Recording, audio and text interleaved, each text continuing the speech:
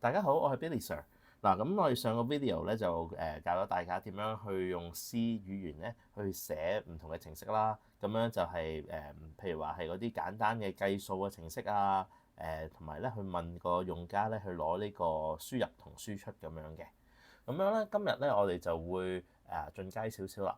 咁我哋之前寫嘅程式咧，全部都係直線噶嘛，係咪？即係一個 statement 跟一個 statement 咁樣。譬如話係int A 等於10，int B 等於20，咁樣咧 int C 等於 A 加 B 咁樣，係直線咁樣sequential 咁樣一路落嘅。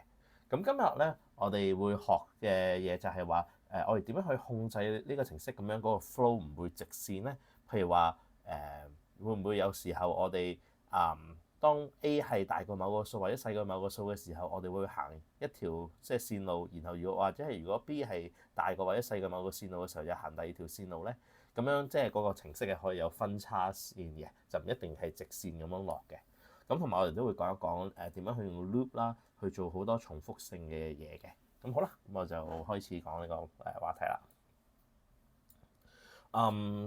咁首先我哋會學一學點樣去比較先喺電腦裏邊。OK，咁我呢個 zoom 入少少先啦，咁樣啦。OK，好嗱，咁可能首先我哋點樣做比較咧？咁樣for example 啦，如果我有一個variable 係 A 啦，A 係等於10咁樣嘅。咁其實原來我係可以咧去點講好？我可以係比較呢一樣嘢係唔係大過另一樣嘢喎？嗱，譬如話 int A 等於10，B 係20啦。咁樣咧，如果我想比較佢咧，我可以話：咦 A 係唔係等於 B 咧？咁樣即係咁樣一個 statement。咁我其實可以將佢 store 落一個 integer 度，叫做 result 啦，好冇 OK，咁又可以 print 佢出嚟嘅 printf， 跟住就 print 翻個 integer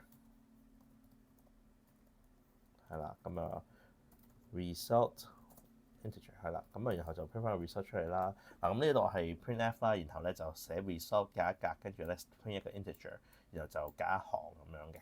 我 run 咯，佢會出咩咧？唔記得揀語言添。好，揀翻 C。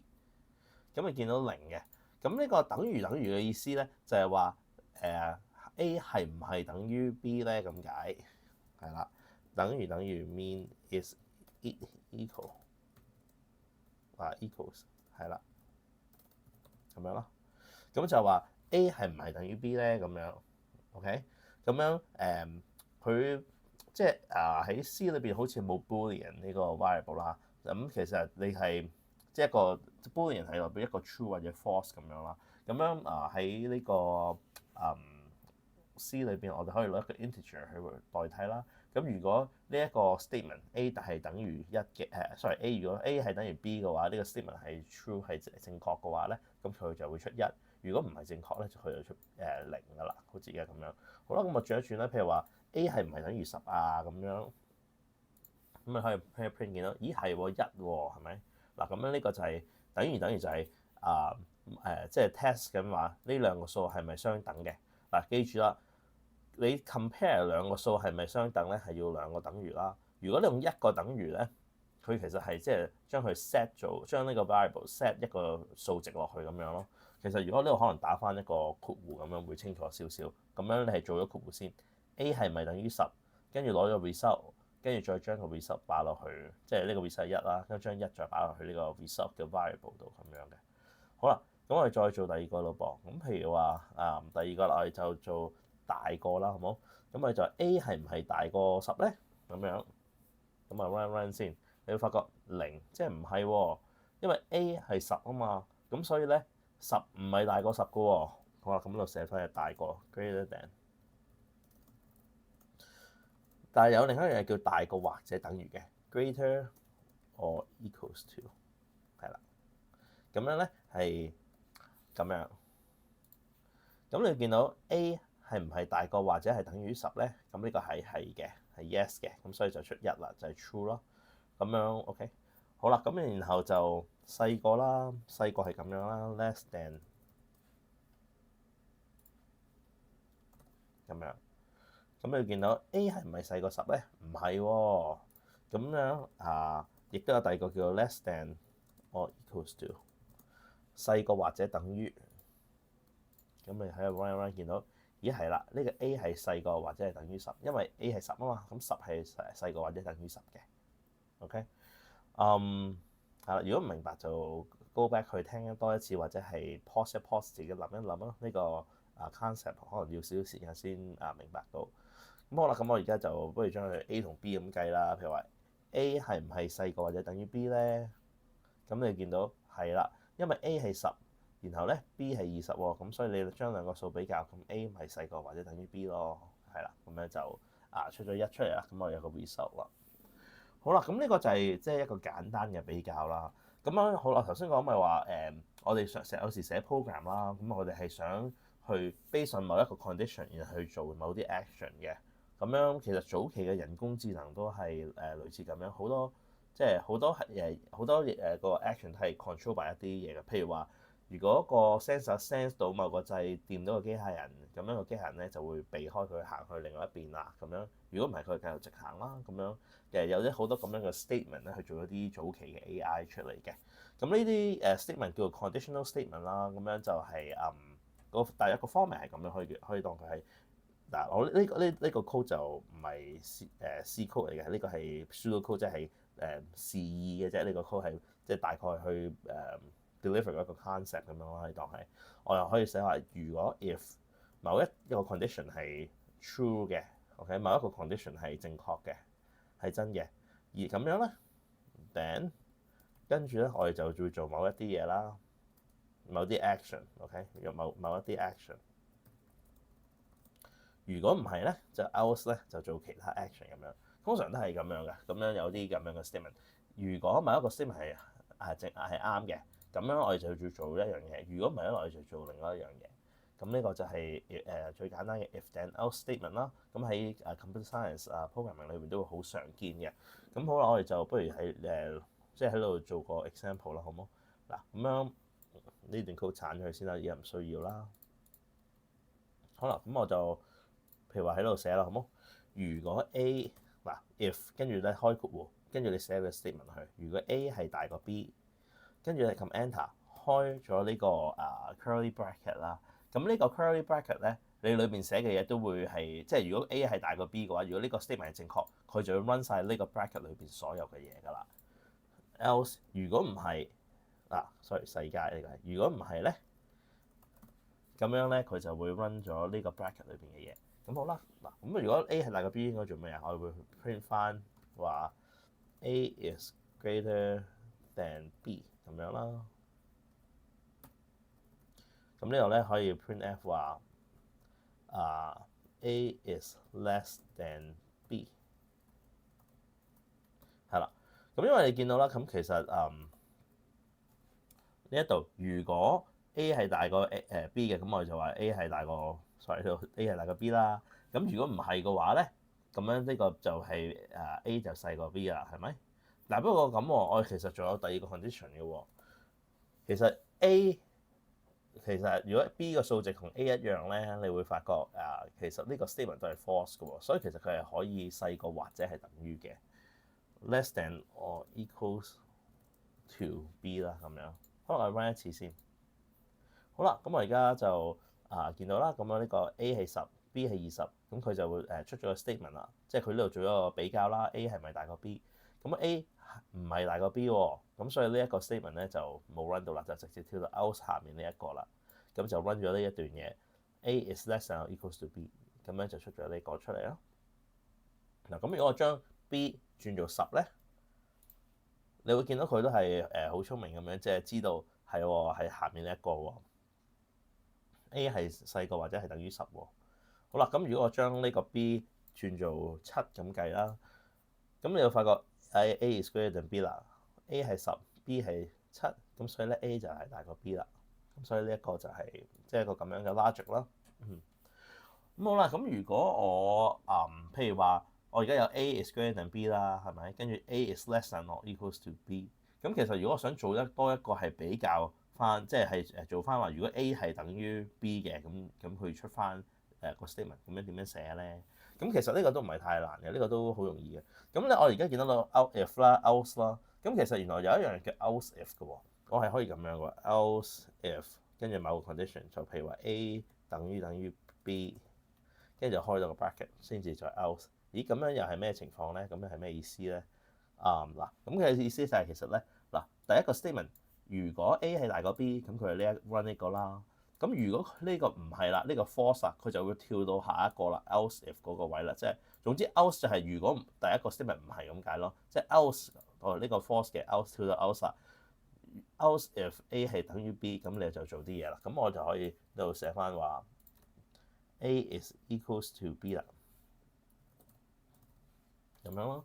A is equals to B， 咁樣 else 就係話呢個 else 就係講如果呢個 statement 係唔啱，呢一度又唔啱，跟住先至去到呢個 else 就係話如果前面兩個都唔啱，咁我見到嗱 A 係大過 B，A 係等於 B， 咁而家得翻 A 係細過 B 咯，係啦。得翻呢一個 statement 嘅啫，咁樣就 cover 晒所有3個 case 啦。好，我講一次先啦。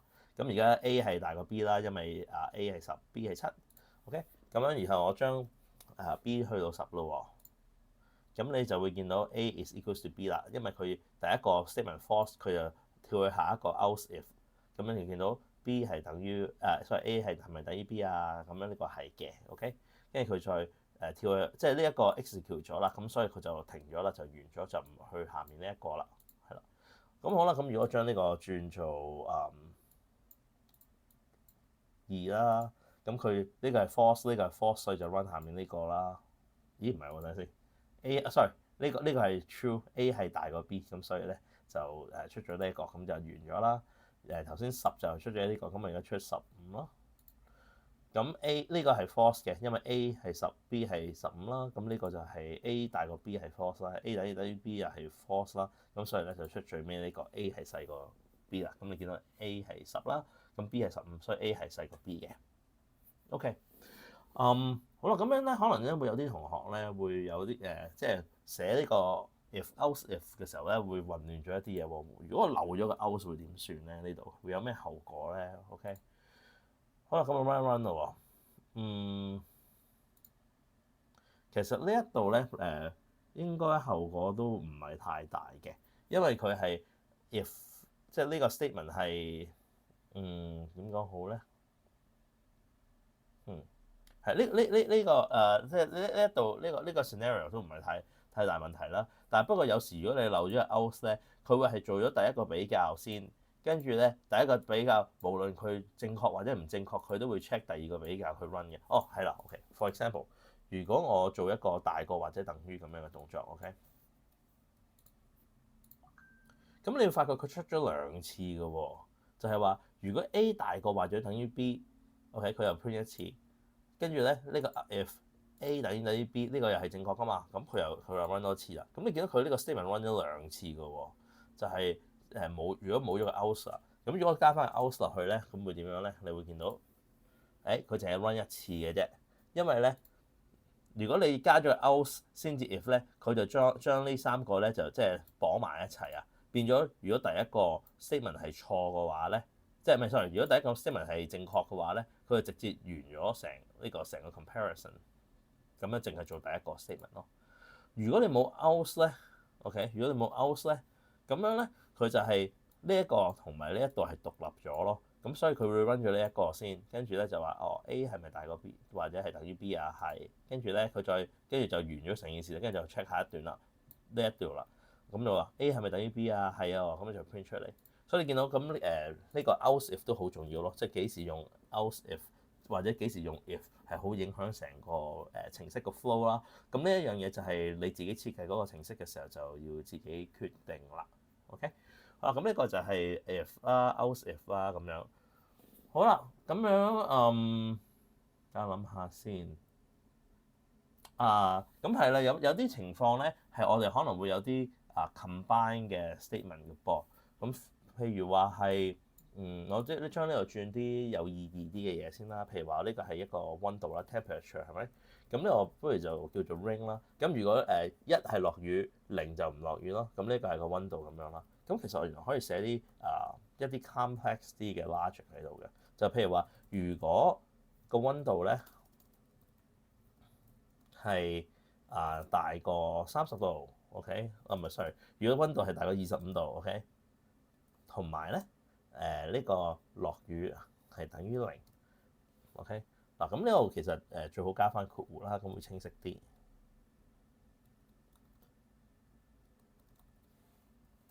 咁呢個就乜嘢意思咧？你會見到呢個 and 啊，and 即係話咧，其實係 and 咁解，一定要係呢一邊同埋呢一邊兩個 statement 要係正確或者係 true 咧，佢成個 statement 先至會係當係 true 嘅。其中一方面咧唔係 true 咧，佢都會變做 false 咯。咁我而家見到啦，如果溫度係大過25度同埋冇落雨，咁樣咧我就咧 print 話 go out and play 咁樣去出去玩啦。如果唔係咧點咧？如果唔係點算咧？如果唔係就可以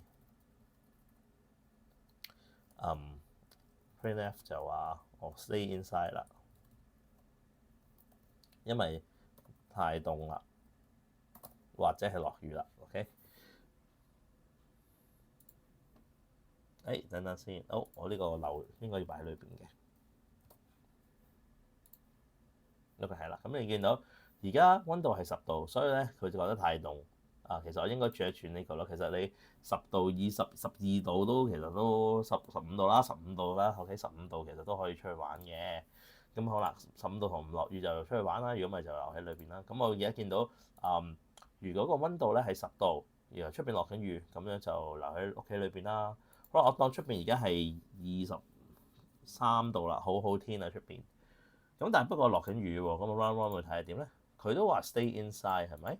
咁個原因係因為咧雖然呢一個 condition satisfy 到係 true，但係不過因為呢個 condition satisfy 唔到 ，rain 唔係等於0 ，rain 係1喎，係落緊雨喎。咁所以咧因為呢個 and 嘅關係啦，佢一定要兩邊都係 true，佢先至會係變 true。因為你有一邊咧係 false，所以成個 statement 就變咗 false 啦。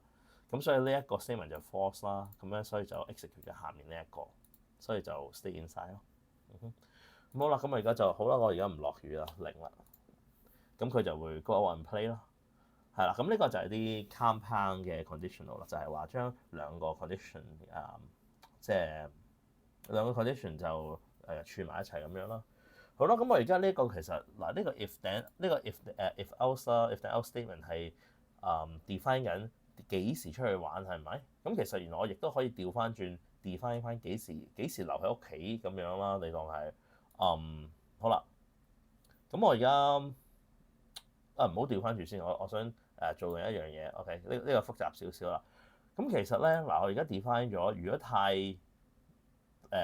點講好咧？如果太如果落雨就留屋企啦，係咪？咁樣如果溫度係太低嘅，亦都係留屋企。咁其實可能溫度太高，我都想留屋企喎，係咪？咁樣點寫咧？咁呢個落雨就 either way 都係好決定啊！出面落雨就點都好都唔會出街㗎啦，係咪？咁可能而家就取決於呢一度啦。其實溫度太高我都唔會想入去嘅噃，係咪？咁其實我呢度咧可以加多個括弧啦。咁呢度亦都分插多一個 and or 咁樣，即係一個 compound statement 啦。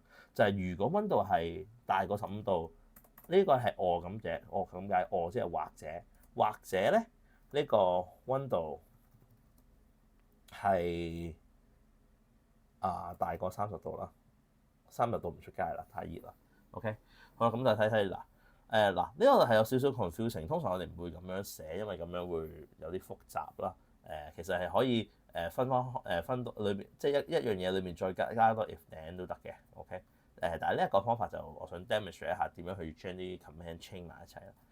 呢啲括弧咧要對翻正咯，即係你會見到呢個括弧開咗一定要刪，係咪？呢個括弧開咗一定要刪，然後呢一度咧就對翻呢一度嘅，係啦。咁所以呢個 and 咧係講緊呢一段同埋呢一段嘅比較啦，然後呢一個or咧就係講緊呢一個即係其實呢一度同埋呢一度嘅比較。好啦，我哋就睇咗，即係我哋做一個 if then else statement，我哋做咗括弧先，係咪？好啦，咁我哋就 space 多啲，可能容易啲睇。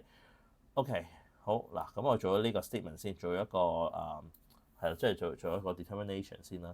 你會見到 temperature 大過15度，等我諗下先，或者咧，sorry， sorry， 我呢個唔可以用我，呢度用 and 啊，唔好意思，呢度用 and，OK，其實 depends on 想寫咩嘅，OK 嗱呢個如果想講翻話佢要 between 15度同3，即係其實呢個就係講緊係 between 15度同30度，同埋唔好落雨，咁就出去玩咯。咁你見到嗱呢度一個 determination 就係話一定要係溫度大過15度啦，同埋溫度要細過30度，跟住呢一度要 true 啦，跟住再同埋出邊唔係落雨，咁樣我先至出去玩。如果唔係咧，我就留喺對邊。OK， 我見到23度 OK 嘅，28度又 O 唔 OK 咧？28度都 OK 嘅。好啦，我而家去到32度啦。你會見到32度就要留喺屋企咯，因為太熱啦，係咪？係啦，咁樣就咁樣咯。頭先我想講咩咧？哦，OK，好。跟住咧，其實咧，我哋有一樣嘢係漏咗嘅喎，係咪？嗱，呢一個就係佢唔落雨嘅時候，個溫度一定係 between 呢一紮啦，係咪？咁啊，嗱，我知呢個就好複雜㗎啦，不過呢度就加到括弧先。呢個係一個 statement 啦，OK。哦，咁我將呢啲 compress 翻少少，容易啲讀啦，呢啲 OK。唔好啦，就咁啦，OK。好啦，咁呢一度呢一紮，即係頭先寫咗個 logic 就唔好理佢啦，因為我哋 OK 咗啦，係咪 OK？其實咧係唔係咧有機會咧出邊落雪，我會想出去滑雪㗎。我其實可以加我喎，就係話如果個溫度 if 呢個 temperature 係細過0度嘅，落唔落雨都好，我都會出去玩㗎啦。因為咧你如果細過0度嘅話，佢有雨嘅話咧，咁即係落緊雪啦，落緊雪出去滑雪好正啊，係咪？如果佢出邊係冇落雨嘅，但係不過細過0度，咁樣亦都機會咧，佢之前落啲雪咧就冇溶到啦，咁樣咧都係可以去滑雪嘅。咁所以咧我都可以咁樣寫嘅。咁嗱，咁呢一度就要睇即係留意一下啦。呢一個係一個 or statement，or statement 嘅意思係其中一邊正確都係要當正確㗎啦，成個 statement。咁你會見到呢一邊咧就係 temperature 細過0。總之 temperature 細過0，我都會出街玩嘅啦。OK，咁然後咧，或者係另外一邊就係頭先複雜咗嗰啲啦，複雜嗰邊啦，就係或者溫度一定要係介乎15至到30度之間啦，同埋唔好落雨，咁我先至呢個先至會變 true 咁樣，係咪？咁即係話如果呢個溫度咧係大過0咧，咁呢度 force 咗咧呢一個 statement 一定要 true 咧，佢先至會出呢個出去玩嘅。好，咁我而家 run 一 run 先啦。咁應該冇影響嘅，因為咧而家個落雨係冇落雨啦，咁但係不過咧出邊頭32度咁樣啦，咁所以就留喺裏邊啦。好啦，咁我而家當佢出邊係落緊雨32度，咁因為落緊雨 either way 即係如果落緊雨個溫度又係大過0嘅，咁我一定會係留喺屋企嘅，係咪？好啦，咁我而家當佢係25度啦，25度亦都係啦，因為佢落緊雨，所以總之佢大過0度我都會留喺屋企啦，係咪？我唔會冇得滑雪留喺屋企啦。咁樣好啦，咁我而家當佢出面落緊雨，然後而家係-10度嘅，咁又點算咧？咁樣睇一睇咯喎。咦？因為佢-10度喎，所以咧佢呢一個 statement 已經 true 咗啦，咁就已經即刻成段嘢當咗係 true 啦，係啦，因為呢個係我啊嘛，其中一邊係 true 就會當 true。OK， 好啦，就咁樣你睇一睇咯。唔落雨嘅話又點咧？唔落雨佢都會叫你出去玩嘅，因為你唔落雨嘅話，佢呢度係冇講過話落唔落雨。總之你溫度係0咧，直都係出去玩。OK， 好啦，咁呢個就係一個compound 嘅conditional statement 啦。咁我知道好複雜嘅，咁大家可以 pause 一 pause 自己去諗一諗，睇下可唔可以諗得通啦。咁其實你係最主要你可以當係首先呢度第一個比較呢一邊，同埋比較呢一邊。OK。其中一邊係 true，成個 statement 變 true。好啦，咁呢個簡單明格啦，咁然後就到呢一度咯喎。呢一度咧，你就攞呢一個 and 做中心點，因為其實佢係即係你見到呢一個係括呢邊嘅嘛，係咪？即係其實佢攞呢一邊同埋呢一邊做比較。咁樣呢一邊係寫咩咧？呢一邊就係如溫度係大過15，同埋溫度係細過30，呢兩個要 true，呢個先變 true。OK。咁然後呢一個咧就係 rain，即係落雨係細過0，咁樣就會變 true， 係啦。所以呢一段同埋呢一段要變 true， 呢成段先至會變 true 咯。OK， 好，咁你自己諗一諗呢一個啦。咁呢個就係啲 if and out statement 咁樣嘅嘢啦。咁樣如果係想點講咧 clean 啲嘅想樣嘢，我唔知 clean 唔 clean 啲啦。不過有另一個方法嘅，叫 nested if statement，就係 if statement 裏面有個 if statement。好啦，咁我可以點講咧？就係寫話如果温度係sorry，如果温度係細過10度嘅，咁 either way 我都會出去玩啦。OK，如果唔係啦，咁如果唔係嘅話，咁點咧？咁其實我可以喺裏面咧再加個嗱，我可以用 if else 可以做呢個else if statement 啦，喺裏邊咧都可以寫嘅。譬如話，好啦，咁我而家知道温度唔係即係温度唔係大過0度，sorry 呢個係大過0度。好啦，我知道温度唔係大過0度啦，咁好啦，咁我而家就要 check 啦，else if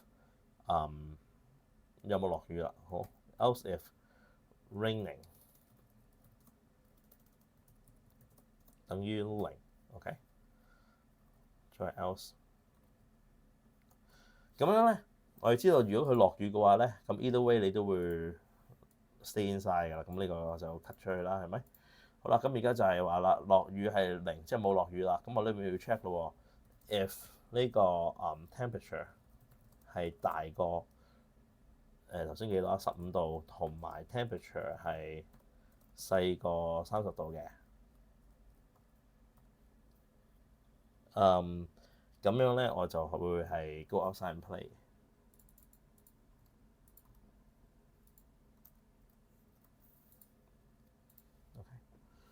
嗱，我可以咁樣寫，但不過咧，即係我解釋咗先，我再 fix 啦。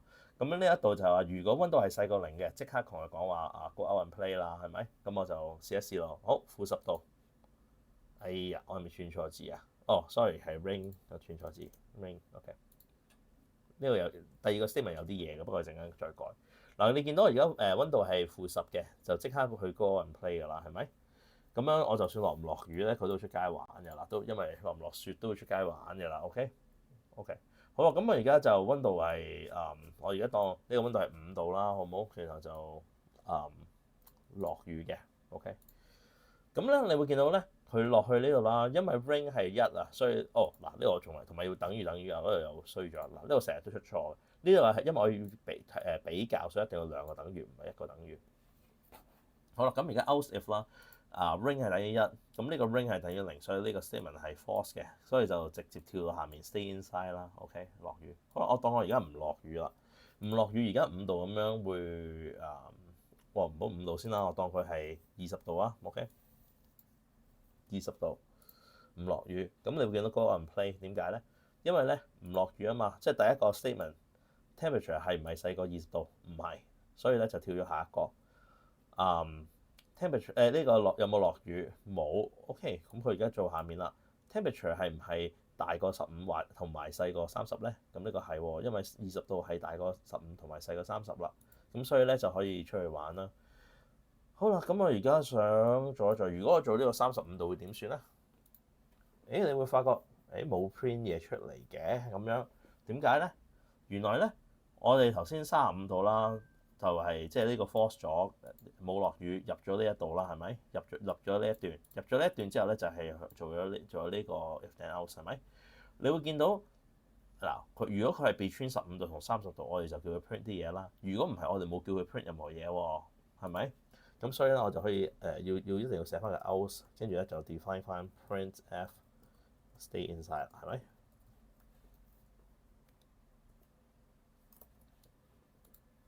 咁我而家再 run 多次咧，咁你會見到 OK 佢係得嘅，即係work 啦 stay inside。咁你見到啦，呢一段 statement 係咪比頭先我嗰個 compound statement 爭好遠？呢度雖然咧好似諗起上嚟就個 logic 容易啲明白，即係我覺得可能容易啲明白啦，冇咁 tricky 啦。咁但係不過佢就即係寫佢出嚟就好麻煩啊，用好多位。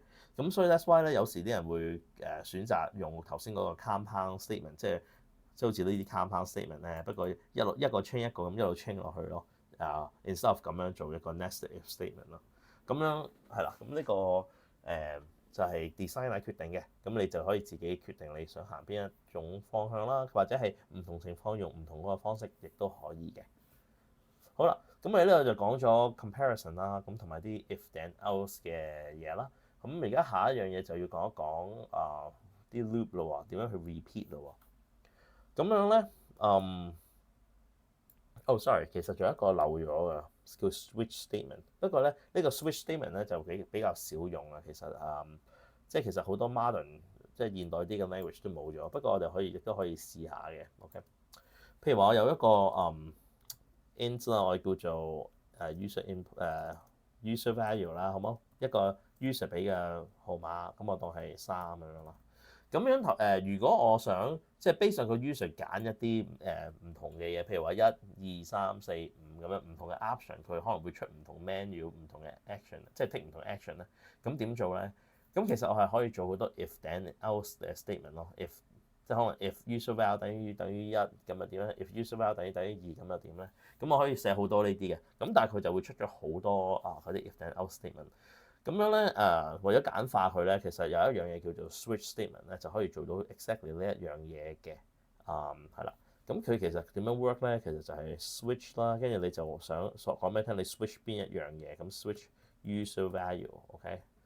咁然後咧，我都要睇一睇，唔係好記得嗰個 format，因為即係平日真係少用。好，應該啦，我記得咧就係 case 啦，咁然後你有個 case 嘅就話，當呢個 user value 啦係諗先，當 user value 係1嘅，咁你就冇好，跟住你就寫 printf 通常呢度最好隔一格啦，咁你可以知道即係容易啲睇啦，咁樣 tab 一 tab the input is 1咁樣啦，跟住你就 break 嘅意思即係停咗佢咁解，即係停呢個 case 完啦咁解咯。遲啲喺 loop 度都會用 break 嘅 break 就即係將個 loop 停咗佢咁樣。咁呢個就係代表呢個 case 停咗佢咁解。好啦，咁樣 case 2啦，好唔好？咁我就話一樣啦 printf 可能2 is entered 咁樣啦，又 break 又 case 3 the lucky number 3咁樣啦，好 OK break 咁好啦，然後我仲要加一個 default 嘅 default 嘅意思係話，如果呢3個 case 都唔 match，其他嘢咧即係好似一個 else 咁樣，咁就話可能你會 print 翻 I don't recognize that command 咁樣啦 break 好 run 先。OK 好嗱，而家 enter 咗3啦，咁所以佢 switch 3，所以就係擺咗呢個 user value 落去啦。咁樣3，當呢個 user value 係3嘅時候咧，佢就 run case 3啦。the lucky number 3咁樣啦，係咪？如果我將呢個擺做1嘅，佢就 run case 1啦。the input is 1。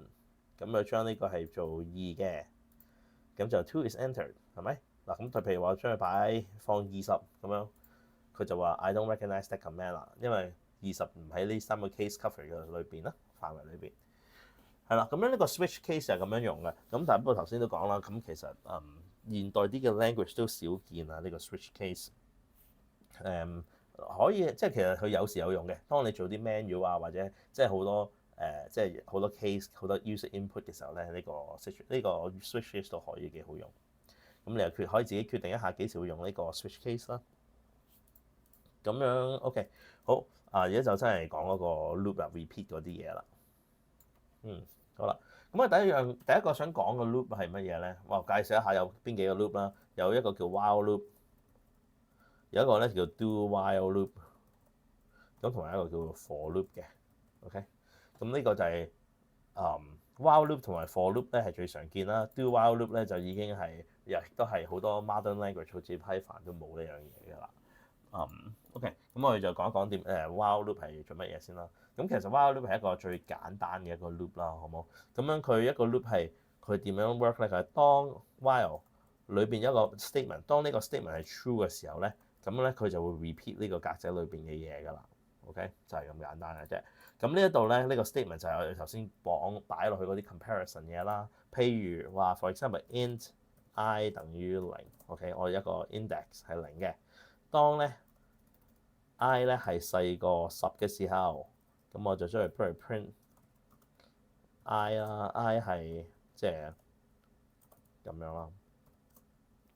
OK， 呢個係 print 出嚟 i 冒號隔一格，跟住呢一個 percentage d 即係 print 一個 integer，即係呢一個 integer 擺呢個位 integer 塞落去，跟住咧就slash n 就係下一行咁解。咁呢度就應該會 print 出嚟啦。咁樣然後咧 i 咧就要加，每一次佢都要加1嘅。咁呢個 loop 係做咩咧？咁係一開始我哋就將 i 變做0啦。如果 i 係細過10嘅話，sorry 呢度冇呢個 semicolon。如果 i 係細過10，而呢個 statement 係 true 嘅話咧，咁樣咧我就會首先 print i 出嚟啦，呢一個，跟住咧就將 i 加等於1，即係 i 上升1咁解咯，即係 i 因為第一個 loop i 係0啊嘛，係咪？咁佢應該 print 0，跟住咧 i 咧就變咗1啦，因為 i 加咗1。好啦，再 repeat 落去，咁 i 係1啦，咁即係 print 咗1，跟住 i 就變2，再 repeat，一路 repeat 到去第9，我哋當第9會 print 到出嚟啦，因為即係9係細過10啦，跟住9加1就變咗10咯，跟住咧彈落嚟呢度，你會見到10係唔係等於10啊？唔係喎，咁所以咧你就會發覺咧佢呢度就唔會 run 啦，就直接 exit 咗啦，咁樣係啦，咁咪 run 一次啦。你會見到0、1、2、3、4、5、6、7、8、9、10係冇 print 出嚟嘅，因為咧10係等於10啊，10唔係細過10啊嘛，咁所以咧就唔會 run 呢一個 case 咯，即係呢個 statement 咯。如果想 run 埋佢，可以擺個等於喺度嘅，咁佢就會有0一路數到去10咁樣咯。因為譬如話呢度係9，跟住咧 print 咗9出嚟，跟住i 加1 i 變咗10，呢度再 repeat 嘅時候就 check 到，咦係喎，10係細過或者等於10喎，咁所以佢就即係佢就繼續 run 呢一度咯，咁就 repeat 咗。OK，咁呢個就係個 while loop 啦。咁呢個 while loop 咧即係喺啲經常去 repeat 嘅嘢會好常見啦。咁樣你可以睇翻我哋啲即係課上面嘅 lecture 同埋啲 homework 咧，會見到我就俾咗啲 example 你點去 apply 呢個 while loop 嘅。因為而家個 video 都錄咗成半粒鐘，所以都係啦。OK， 好，繼續。咁樣然後就解釋下 do while loop 咯喎，好冇？嗱，咁呢一個 loop 咧就係你係 check 咗先 run 佢係咪？即係好似我要一開始 check 咗先 run。我做翻呢一個先啦，咁樣即係 i 係細過10，咁去到9先。好啦，咁如果話我俾50佢，你會發覺佢要 run 都唔 run 喎，係咪？因為佢係要 check 咗呢個 statement。如果呢個 statement 係啱嘅，佢先至會 run 嘅。OK。咁樣，但係不過 what if 我想佢係唔係都 run 一次，咁可以點做咧？咁所以咧，其實有一樣嘢叫 do while loop 啦。OK，可以 do 做咗呢堆嘢先。OK，做咗呢堆嘢啦，先至再 check repeat。OK，咁但係呢度要加翻 semicolon。OK，好啦，咁我而家見到啦，做咗即係50啦 ，i 係等於50，做咗先 print 咗出嚟 ，i 係50，i 再加1，即係 i 係51，再 check 佢佢會唔 repeat？ 咁因為 i 係51係唔係細過10啊？唔係咯，咁所以唔 repeat 啦，就 returning 就完咗個 program 啦。咁啊 run 一次，係啦，你見到係 do 咗先 ，print 咗 i 出嚟先，然後咧 i 加1 51唔係細過10，所以呢個 false，所以就唔 repeat 啦。OK， 係啦，所以佢係做咗先 check 嘅。咁樣呢一個譬如話我將佢變做0啦，咁會點樣咧？